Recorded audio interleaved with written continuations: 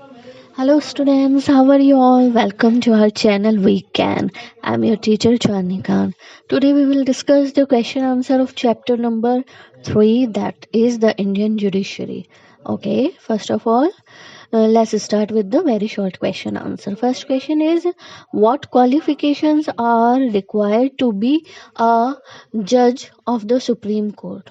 So, following are the qualifications to become the judge of the Supreme Court: that he and she should be a citizen of India, must have been an advocate for 10 years in a high court, must have been a judge for 5 years in a high court, and must be an eminent jurist in the eyes of president. 4 है, first of all citizen होना चाहिए India का, of course ये compulsory है. उसके बाद ही और she should have the experience of 10 years. Practice का उनको वकील होना चाहिए, एडवोकेट होना चाहिए 10 years तक, या फिर जज होने चाहिए 5 years का experience. In which court? High court. And eminent jurist मतलब एक बहुत very well known person of the constitution, और इस तरह के नॉलेज बहुत हो जिनको इस किसकी नज़र में? प्रेसिडेंट की नज़र में. तो ये सारी क्वालिटीज होनी चाहिए. Okay, now the second question is, what are revenue courts? So the courts that deal with the cases regarding revenue, for example collection of land revenue, property tax है, या और any other monetary cases. जो भी collection, revenue collection से related जो भी cases होते हैं वो किससे कोर्ट से रिलेटेड होता है? रेवेन्यू कोर्ट से. Okay, now the question number 3 is, when and where was the first Lok Adalat held? So the first Lok Adalat was held at New Delhi in 1985. Very simple. Now the short question answer. So first question is, how are the Chief Justice and other judges of the Supreme Court appointed? So the Chief Justice of the Supreme Court is appointed by the President of India on the advice of the outgoing chief justice and the prime minister. ठीक है ना. First condition ये है कि chief justice सीजे को हम choose करेंगे. कौन चूज करेगा? President of India, on the advice of, किसकी एडवाइस के साथ? आउट गोइंग चीफ जस्टिस, जो चीफ जस्टिस करंट में अपने डेजिग्नेशन पे हैं और जा रहे हैं उस पोस्ट को छोड़ के, उनकी. और प्राइम मिनिस्टर की एडवाइस पे the president of India will appoint the CJ of Supreme Court, and the other judges are appointed with the consultation of the Chief Justice. एक बार Chief Justice अपॉइंट हो जाएंगे तो फिर उनके कंसल्टेशन से जो अदर जजेस होते हैं वो सब अपॉइंट किए जाएंगे. ठीक है ना. Now the question 2 is, write a note on the composition of the High Court. So the Constitution states that there shall be high courts for state. There may be one high court for more than one state. यानी constitution में हमको ये इसकी पूरी knowledge है, पूरा prescribe कर रखा है कि किस तरीके से एक स्टेट के लिए एक हाई कोर्ट होगी, और कभी कभी ऐसा होगा कि एक या एक से ज़्यादा स्टेट के लिए एक ही हाई कोर्ट होगी. ठीक है ना. जैसे पंजाब और हरियाणा की एक ही हाई कोर्ट है, तो स्टेट दो है लेकिन हाई कोर्ट एक ही है. And second is, the number of judges will depend upon the population of state or states. ठीक है. जजेस का जो नंबर ऑफ फिगर है वो किस हिसाब से डिसाइड होगा? पॉपुलेशन स्टेट की कितनी है, या 2 स्टेट्स हैं या 3 स्टेट्स हैं, तीनों का एक है, तो उनकी पॉपुलेशन मिला के कितने जो है नंबर ऑफ पीपल बनते हैं कि इतने जजेस होने चाहिए, ताकि केसेस आप जानते हैं कितने सारे उसमें होते हैं, तो उनको हैंडल करने के लिए जजेस भी चाहिए उतने ही ज़्यादा. अगर लिमिटेड होंगे तो और केस ज़्यादा होंगे तो फिर बहुत सालों तक प्रोसेस चलेगा. बहुत सारे मतलब इसके लॉन्ग टर्म इफेक्ट होते हैं इस वजह से. And every high court has its own jurisdiction. ठीक है, ये इसका प्रोसेस है. Now the question number 3 is, how can we ensure independence of judiciary? So many steps have been taken to make the judiciary independent. First of all, the judges are appointed by the President of India. Of course जो जजेस हैं वो president of India के through appointed होते हैं. Second, it is not easy to remove the जजेस. They can not be removed by a special procedure which is very difficult. Since 1950 no जज has been removed. आपको पता है impeachment का जो प्रोसेस है दैट इज़ वेरी डिफिकल्ट. उसी के थ्रू जो है हम कर सकते हैं. तो उनको ऐसे ही कोई भी मतलब नहीं हटा सकता अपनी पोस्ट से. And the third is they are highly paid.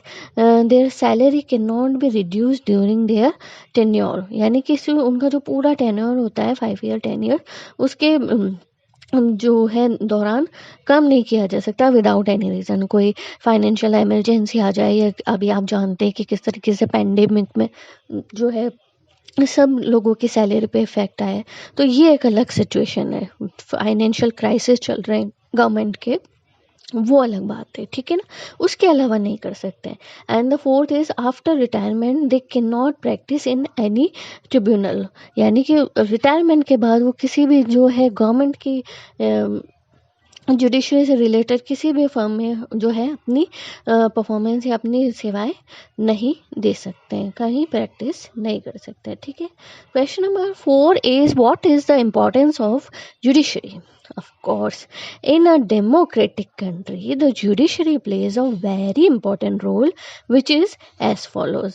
आप जानते ही अगर कोई कंट्री डेमोक्रेटिक होने का दावा करती है तो वहाँ पर जुडिशरी सिस्टम का फ्री होना कितना ज़्यादा इम्पोर्टेंट है या इंडिपेंडेंट होना कितना ज़्यादा इम्पोर्टेंट है. और इनके जो इम्पोर्टेंस के पॉइंट वाइज अगर हम देखें तो first point is it is the judiciary that protects the fundamental rights of the citizens. First जो इसका इम्पोर्टेंस का जो है क्राइटेरिया कि सिटीजन्स को जो फंडामेंटल राइट्स दिए गए हैं उनको कौन प्रोटेक्ट करता है. एक इंडिपेंडेंट जुडिशरी सिस्टम जो हमें एक डेमोक्रेटिक कंट्री में ही मिल सकता है. Second is it decides the disputes between centre and states and thus it protects our federal state. यानी कि फेडरल सिस्टम जो हमने इंडियन गवर्नमेंट के लिए चूज़ कर रखा है, यानी कि स्टेट्स और सेंटर के बीच में कोई भी डिस्प्यूट जो पुटअप होते हैं उनको सॉर्ट आउट करना फ्रीली, बिल्कुल किसी बिना किसी बायस हुए without any kind of bias things कौन कर सकता है. एक judiciary system. And third is the acts as the custodian of the constitution. यानी कि उसका कॉन्स्टिट्यूशन का रखवाला होता है, एक प्रोटेक्टर होता है एक तरह का. ये उसका रोल होता है मोस्ट इम्पॉर्टेंट. ठीक है ना. And the fourth is it advises the president और the state governors in the matters related to law. Law से रिलेटेड अगर कभी भी प्रेसिडेंट या गवर्नर स्टेट गवर्नर्स को कुछ भी लॉ से रिलेटेड अगर एडवाइस चाहिए उसके रिगार्डिंग वो किससे पूछेंगे. जुडिशरी सिस्टम से. सेंट्रल वाला हो या स्टेट वाला हो वो पूछेंगे कि इस केस में क्या होना चाहिए, क्या हो सकता है, क्या बात है, वो अपना लेकिन मानना और नहीं मानना कोई बाउंडेशन नहीं. ठीक है ना. प्रेसिडेंट या स्टेट गवर्नर अपने जो है अकॉर्डिंग डिसीजन लेंगे. ठीक है. Now the question number 5 is no जज either from the supreme Court or the High Court can be impeached easily. Why is it so? Okay, impeachment is a tough process mean for the removal of the president, judges of the courts and other higher officials as prescribed by the constitution of India. आप जानते हैं इन तीनों के लिए जो है ये processor use होता है कौन सा, इम्पीचमेंट का, जो कि बहुत डिफिकल्ट प्रोसेस है. अब the process of impeachment has been made tough just to secure the disposal of fair and independent justice. यानी कि जो भी जस्टिस का सिस्टम है उसको फेयर बनाने के लिए और उसको इंडिपेंडेंट रखने के लिए उसके ऊपर किसी भी तरह का कोई प्रेशर नहीं होना चाहिए कहीं से भी, ना पॉलिटिकली ना सोशली. तो उसके लिए इस चीज़ को इतना टफ प्रोसेस बनाया गया. And it is almost impossible to impeach a जज as it required 2/3 of the majority in both the houses of the parliament. यानी कि 2/3 मेजोरिटी मिलना बच्चों it's a very very big thing. और वो भी दोनों हाउसेज में अलग अलग. कहीं तो हमने अपने पढ़ाई ये लास्ट चैप्टर्स में डिस्कस किया है कि दोनों उसमें मिलाकर 1/4 भी नहीं चाहिए कुछ सिंपल से लॉ के लिए. और दोनों में 2/3 जो है मेंबर्स का मेजॉरिटी होना, तो ये एक बहुत टफ प्रोसेस होता है, ठीक है ना। That too only if he has failed to deliver justice और has been found guilty of misconduct, he or she cannot be removed easily from the seat only because he or she could deliver impartial justice to all. यानी कि उनको हटाने के क्या वो हो सकते हैं भाई, पता चले कि उन्होंने अपना जो जस्टिस डिलीवर करना उनका मेन जो पर्पस था वो अगर वो अच्छे से नहीं कर सके, उसमें फेल हुए हैं, अच्छे से अपना ड्यूटी को नहीं कर पाए, फिर उसमें फेल हुए हैं, तो उनके ऊपर इम्पीचमेंट लग सकता है। या उनके अगर कोई पता चलता है कि उन्होंने कोई कानून तोड़ा है, वो करा है, तो वो प्रूफ करने में बहुत टाइम लगता है और उसके लिए सबूत भी ऐसे चाहिए, जब तक वो नहीं हो तब तक भी उनको उनकी सीट से रिमूव नहीं किया जा सकता। इस तरीके से ये एक बहुत ज़्यादा टफ प्रोसीजर है, ठीक है ना। Now the long question answer. First question is, what are the powers and functions of the Supreme Court of India? तो powers and function of the supreme court हम पढ़ चुके हैं किस तरीके से जो है, बहुत सारे हैं। सबसे पहले ओरिजिनल ज्यूरिडिक्शन,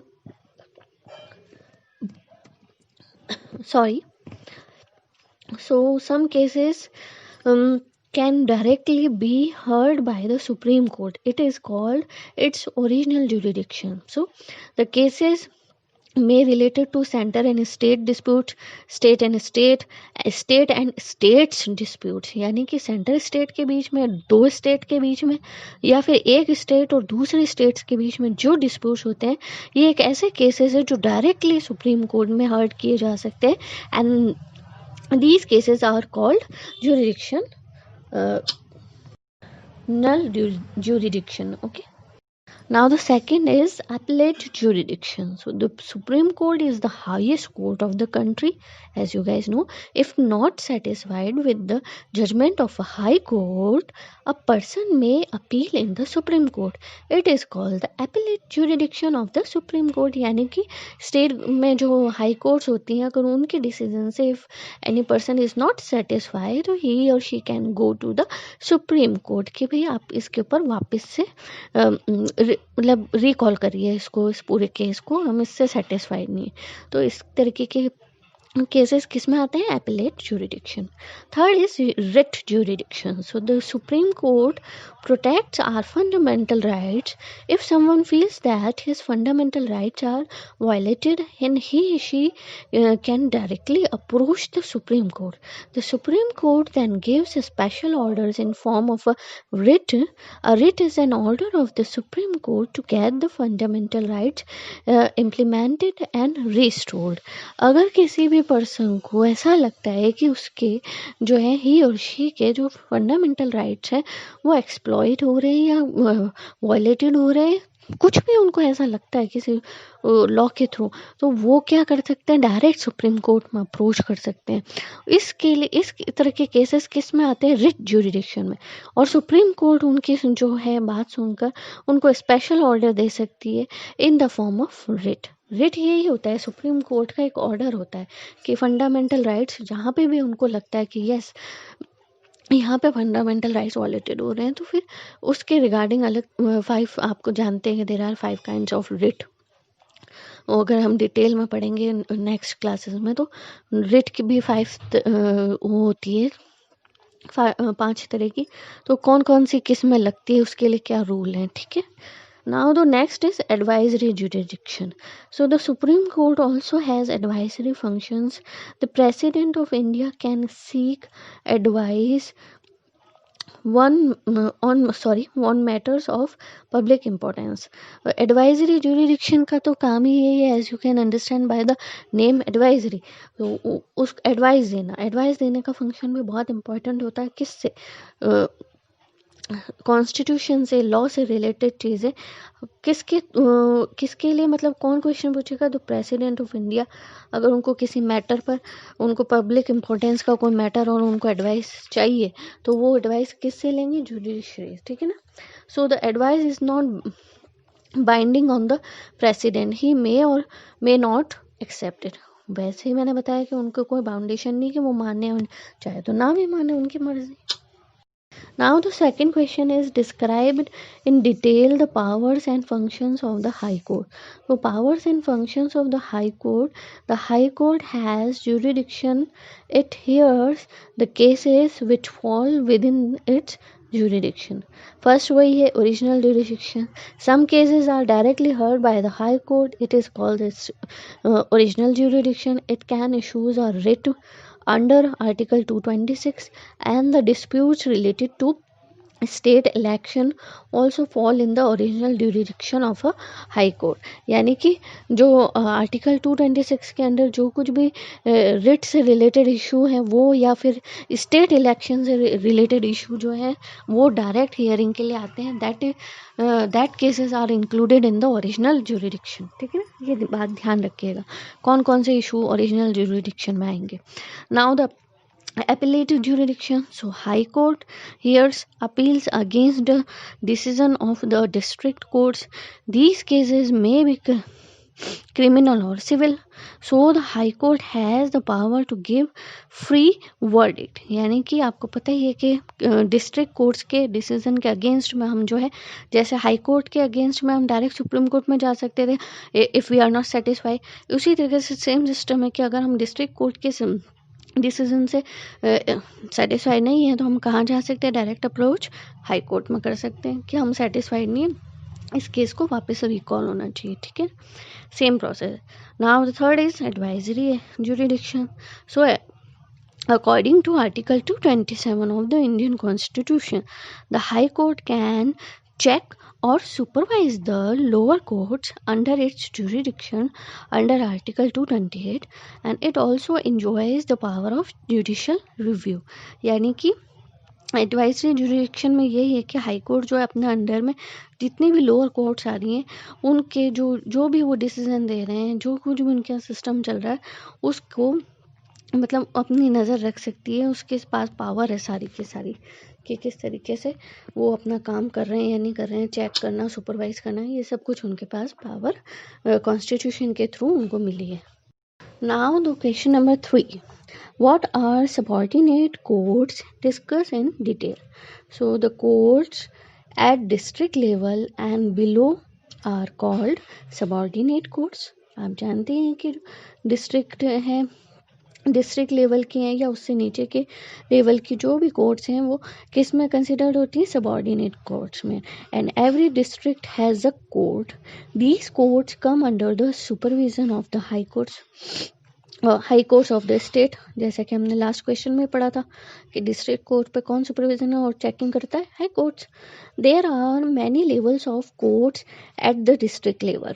डिस्ट्रिक्ट लेवल पे भी सॉरी कई जो है कोर्ट्स के लेवल होते हैं. जैसे the district courts also acts as a session court. These courts hear 2 types of cases, civil cases और क्रिमिनल केसेस. ठीक है, सेशन कोर्ट के उसमें डिस्ट्रिक्ट कोर्ट जो है सेशन कोर्ट की तरह भी काम करती है. Now the question number 4 is distinguish between civil and criminal cases. यानी कि क्या डिफरेंस होता है सिविल और क्रिमिनल केसेस में.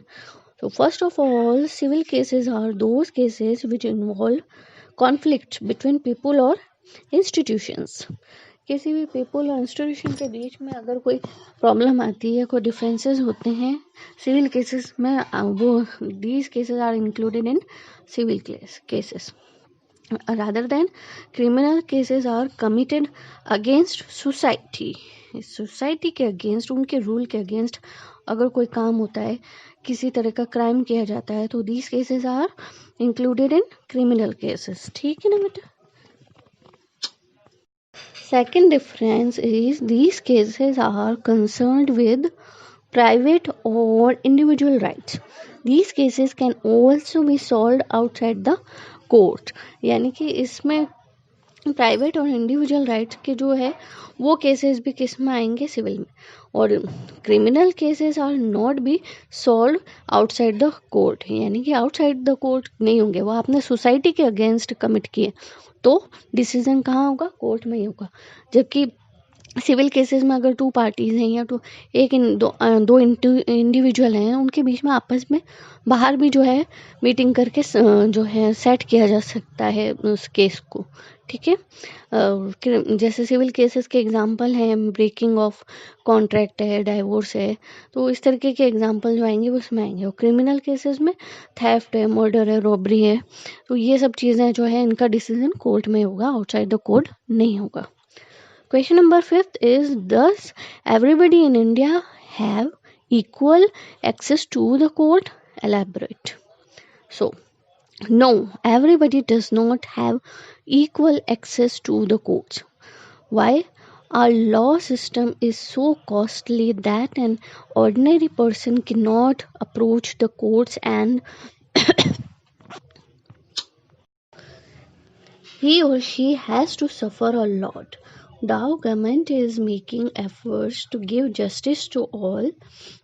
The fee of good lawyer is so high that an ordinary person cannot afford it.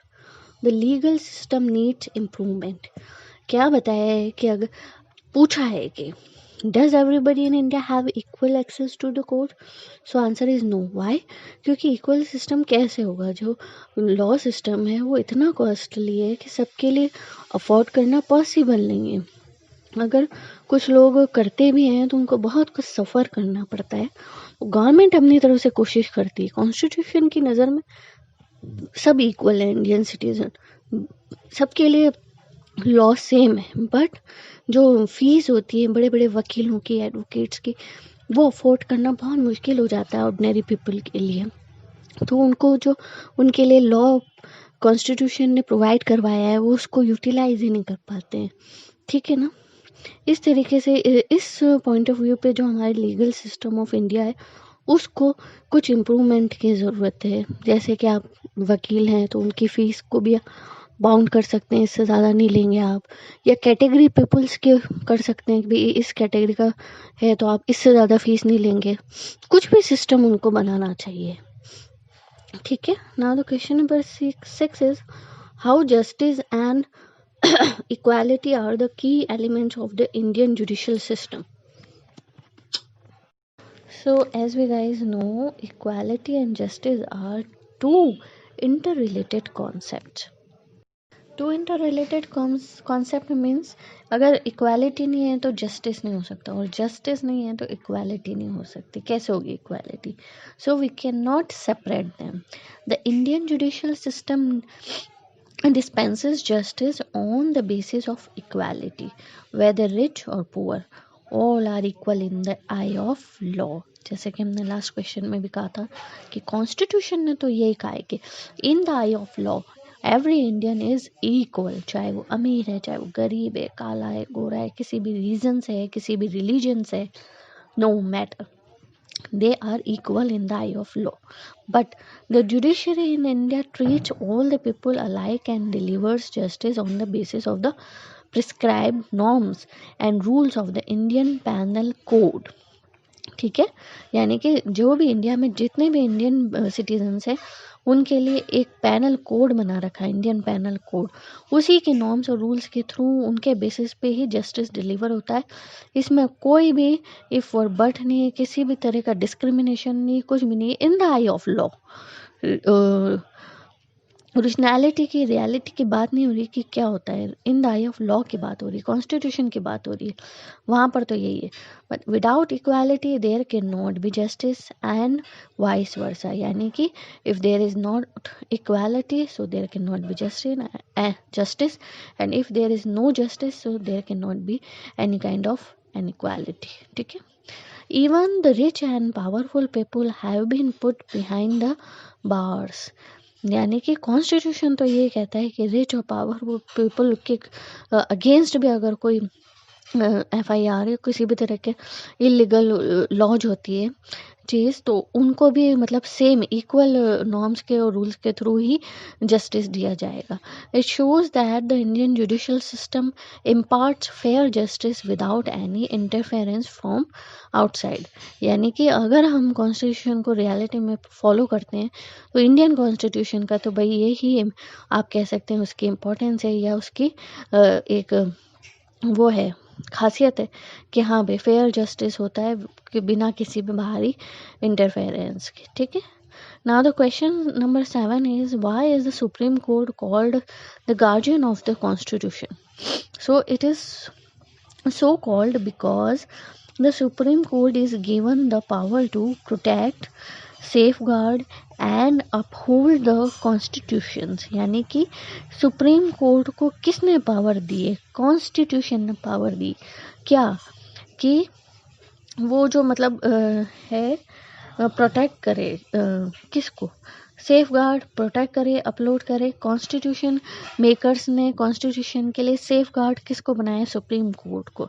Supreme court gives special orders in the form of a writ to get the fundamental rights implemented. यानी कि कहीं भी किसी भी state में या किसी भी डिस्ट्रिक्ट में अगर किसी इंसान को ऐसा लग रहा है कि उसके जो फंडामेंटल राइट्स हैं वो इम्प्लीमेंटेड नहीं हो रहे हैं या वायलेटेड हो रहे हैं, तो रिट के थ्रू जो है सुप्रीम कोर्ट किसी भी तरह का ऑर्डर उसको दे सकता है, ठीक है। The supreme Court is the final interpreter of the constitutional provisions. यानी कि कॉन्स्टिट्यूशनल प्रोविजंस हैं, किसी भी लॉ से या पब्लिक इम्पोर्टेंस के इशू हैं उससे रिलेटेड कोई भी है, उसमें last decision is the decision of supreme court.